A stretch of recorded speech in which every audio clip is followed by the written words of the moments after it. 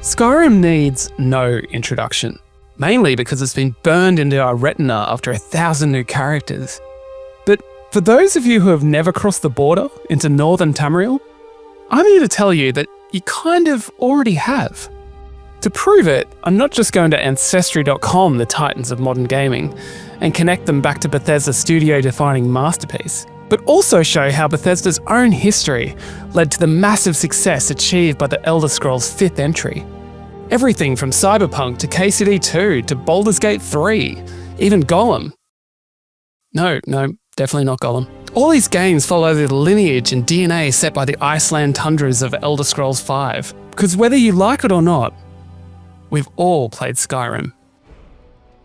As the Oblivion remaster gathers greater appreciation for Skyrim's predecessor, way back when, leading up to Skyrim's release, Bethesda were thriving off its original 2006 success, and this hype built into a collective mass hysteria. On the 11th of the 11th, 2011, midnight releases saw lines form around gaming stores everywhere, and in the early hours of a seemingly normal Friday, thousands of adventurers entered this new world as the sun rose in ours. Skyrim lives on as one of those rare games where its release not only matched its pre-release hype, but it exceeded it. Within 2 days, it hit 3.4 million sales. Within 2 months, 10 million. By 2017, 30 million.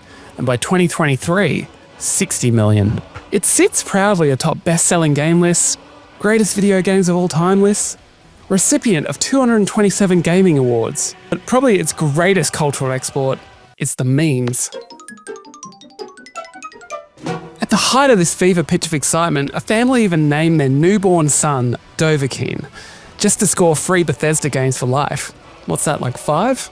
And in a few years, little Dovahkiin will be old enough to drink. Fuck, I'm old. Where Oblivion laid the groundwork, Skyrim built on it. The character class system was gone. Instead, character builds were tailored to the player's gameplay style, birthing thousands of stealth archers. The perk system was simplified. You could sprint, finally. It significantly expanded the scope of interactable objects. You could now wield dual weapons. It expanded the random encounter system, as well as further refined NPC AI. And dungeons now ended with a neat little door leading back to the entrance. Oh, take that, Oblivion. And of course, dragons. Lots of dragons.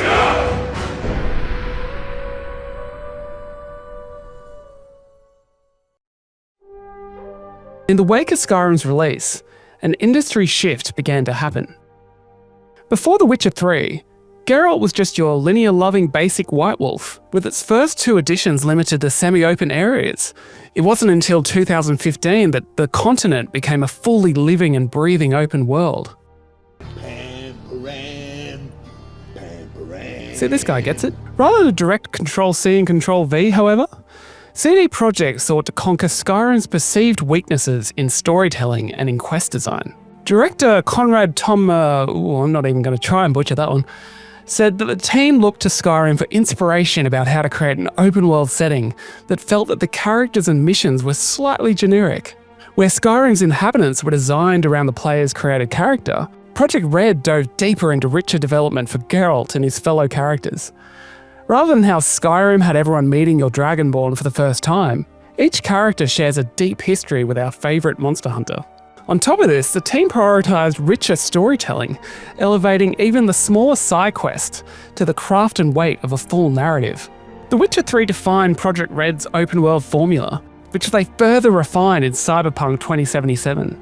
From swapping notice boards to hands-free calls and text messages, to being able to summon your car as you would summon Roach. God damn it, Roach, not again. Night City as a whole was a masterclass in world building, but hidden beneath its chrome exterior, you'll still find its original inspiration. From being able to buff your health and stamina through food and drink found in the world, to V's ability to purchase apartments akin to Skyrim's manors. Hell, even Cyberpunk's newly added metro system mimics Skyrim's primitive cart travel. And while it was eventually cut, Cyberpunk did originally promise full daily schedules for its millions of NPC city dwellers. The Witcher 3 wasn't alone in this evolution. In 2017, Nintendo broke the convention of The Legend of Zelda by translating the world of Hyrule into a single sprawling map. Nintendo's development team used Skyrim as a case study to better understand open world design and its challenges. specifically at how Skyrim handled the scale of its open world, how it placed its locations and how it spaced out encounters across its terrain. They also borrowed a few mechanics from another popular series, Assassin's Creed. Without the many AC games since 2007, we wouldn't have Zelda's ability to climb anything or anywhere, or the inspiration for the Sheikah Towers opening up each region on your map. While Assassin's Creed was open world from the start, post Skyrim and The Witcher 3, the series made its most dramatic shift yet with its RPG side eject in 2017's AC Origins. Now you could level your skills and gear, and Ubisoft's endless collectathons were traded for NPCs you could actually talk to and initiate side quests.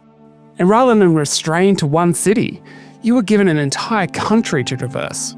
They further expanded this shift with Odyssey and then Valhalla, each time continually parkouring further from the series' roots. And what do you get when you combine AC, Breath of the Wild and The Witcher? Oh no, I actually meant Horizon Zero Dawn. Guerrilla Games, having wrapped up Killzone 3 in 2011, followed CD Projekt Red's example with their own open-world IP. Taking inspiration from RPGs with a similar storytelling and character focus, they introduced us to Aloy. And Aloy mirrored Breath of the Wild with a warrior that travelled across a ruined land. And unlike Assassin's Creed's towers, Horizon's towers now moved, with climbable tall necks scattered across the world to open up the map. Capcom also followed this redesigned conga line by releasing a new IP as their first step into the open world genre. Capcom's Hideki Asuno combined Skyrim's definition of a Western RPG with the action role-playing of his studio's own Monster Hunter to create Dragon's Dogma, a concept he originally developed way back in 2001, leading him to basically remake it again in 2024 with DD2. Before Skyrim, BioWare's Dragon Age Origins was renowned for its compelling story, impactful player choices, and distinct character origin stories. And like Witcher 1 and 2, it was contained to semi-open world areas. But after 2011, however, Dragon Age Inquisition made the full jump to its first open world, pushing its impactful choices even further. Dragon Age itself was originally a spiritual successor to BioWare's own Baldur's Gate 1 and 2. So it's interesting that Skyrim's impact on Dragon Age would then influence and inspire Larian with their definitive RPG experience with Baldur's Gate 3. And Larian in turn returned the favour when Baldur's Gate 3 inspired Dragon Age The Veilguard. Let's follow a side quest of our own to Bethesda's Fallout 4, where Skyrim's approach to simplified systems and removing friction could be felt in the Commonwealth Wasteland. Before Fallout 4, however, Obsidian famously made massive fan favourite Fallout New Vegas, so that the main Bethesda team could actually continue crafting Skyrim. Obsidian would then go on to develop The Outer Worlds, which, according to critics anyway, essentially was a Fallout game, but with its now own distinct sense of identity. All these games would combine with 2025's Avowed, originally pitched as Skyrim plus Destiny. Rather than open world, Obsidian kept to their semi-open areas of the Outer Worlds, but with a fantasy twist of Skyrim. And this was evident in the very first reveal trailer. When that character unsheathes a sword before raising a magic hand in unison, you knew it was Skyrim inspired. Skip back to 2011, and FromSoft was busy doing their own thing with Dark Souls, until 2022 when they combined their Souls-like formula with the likes of Skyrim and Breath of the Wild to create possibly their greatest title ever, Elden Ring. Every Elden Ring player will forever remember the infamous elevator ride revealing the Sephora River region, realising the map was far bigger than first realised. And this mirrors the same emotion when Elder Scrolls players first encountered Blackreach and being hit with this totally unexpected new area. There's an eye-opener and no mistake. The final piece of this puzzle is Rockstar. For 2 decades, the studio had been building just your average small indie franchise, you may have heard of it, before launching Red Dead Redemption in 2010, and then perfecting it with their game design triumph Red Dead Redemption 2 in 2018. I say missing puzzle piece because, unlike Skyrim, which aimed to strip mechanics and systems away, RDR2 lent into them in the name of immersion and realism, with almost every action triggering a unique animation. There's something so tactile about simple things like visiting the general store and watching Arthur pick up every item one by one rather than tapping through a menu. And just like every cupboard must be tediously opened unlike the instant dopamine of Skyrim's chests, or how your horse must be fed, cleaned and rested, or when you eat too much and Arthur gets fat and slow, or eat too little and Arthur gets thin and weak. One element that made Red Dead 2 so alive, however, drew heavily from Skyrim and its random encounters on the roads across the plains. Every traversal between towns now features random citizens needing help or bounty hunters, randomly galloping past you with their latest catch on horseback, all akin to what you'd find on the roads of Skyrim. This new level of realism combined to give us a new wave of open-world RPGs.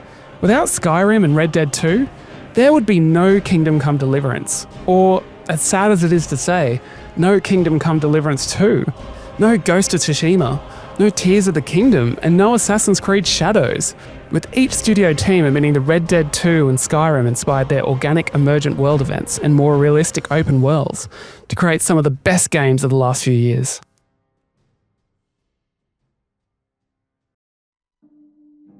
Which brings us back to Skyrim. What inspired the game that ignited this sudden domino effect towards open world storytelling? Well, I guess this just comes down to one man by the name of Todd Howard and the games he played as a kid. Skyrim released when Todd was 40 years old. Rewind 30 years to 1981 and Todd was just an 11-year-old kid. And it's my guess he was playing games like Ultima 1 or Hidlide, the very first open world games released that year. And then maybe later he played A Legend of Zelda. All pretty crude by today's standards, but each of these games represented the freedom that Todd would one day pioneer in Rockville, Maryland. Skyrim's real journey began in '94, when Bethesda were just finding their identity with Arena and Daggerfall. From there, Bethesda continued to essentially refine and reiterate on the same game again and again. With each release, Bethesda chased their 10,000 hours towards mastery. Each system was refined and improved, sanding down every inch of friction and creating a far from perfect yet objectively speaking masterpiece that everyone from seasoned players to dirty, casual milk drinkers can enjoy. And the studio's compounding interest built by past titles had finally cashed in. So, if you've played these games, have you played Skyrim? Well, no, you haven't. Not really. Because despite many studios trading similar footsteps, borrowing and refining mechanics and channeling a similar scope of freedom, there is only one Skyrim.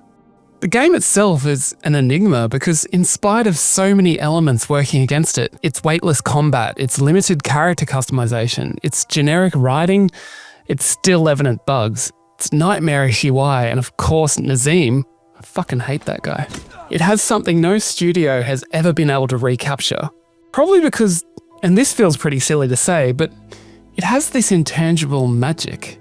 For those that have played and felt it, then you already know, because despite trying, it seems almost impossible to articulate this magic, with Caleb A. Robinson's videos probably coming as close as anyone ever has. Definitely worth watching on the links in the description. And damn it, even I can't seem to find the words to describe this magic. In fact, the best words I can find aren't my own. Instead, I'm going to tell you the story from a buried Reddit post that captures what I think makes Skyrim special.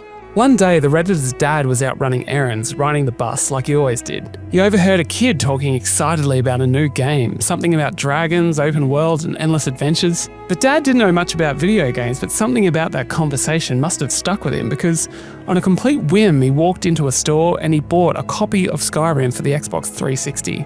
No research, no planning, just a random act of generosity. When he got home, he gave his child the game, and they popped it in, created a character and stepped into Tamriel for the first time, sparking a journey that would stay with them for years.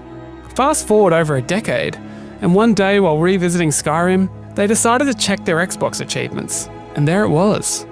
The Unbound achievement, marking the completion of the game's very first quest. The date? 11/11/11. The exact day Skyrim was released. By sheer cosmic coincidence, the father had unknowingly picked up Skyrim on launch day. He had no idea it was a big deal. He had no idea it would go on to become one of the most beloved games of all time. He just heard a kid on the bus talking about something cool and thought, hey, my kid might like this. And he was right. For me, this story is that magic. And jumping into Skyrim now, you'd think that this magic would have subdued over time. New players are often thrown off at first by its dated graphical presentation and trademark jank, but within a few hours, that roughness fades away and the game becomes beautiful. The lighting, the vistas, and the atmosphere shine through. The game literally pulls you into this world in spite of its age. For me, Skyrim is more than a map and a set of quests. A world where every house can be entered. Every house has an owner. Every NPC has a daily schedule. Every object can be picked up and dropped and thrown. It's a world where if you use a fire spell on a shallow spot of water, it will start to boil. Where if you kill the blacksmith in Riften, his apprentice will take his place and even mention his master's passing. Where for the most part, every NPC is killable, resulting in a lot of locked out quests. With one player by the name of AmeliaX34 accruing a bounty of more than 267,000 septims in the process of purging the likes of Whiterun, Dawnstar, and more of inconsequential life, taking the lives of 3,310 human NPCs, simply because they could. This is a world where the main quest can be completely ignored in favour of living the quiet life of a pacifist farmer, or embrace the darkness of a career assassin, or with the help of mods, just play as a mud crab.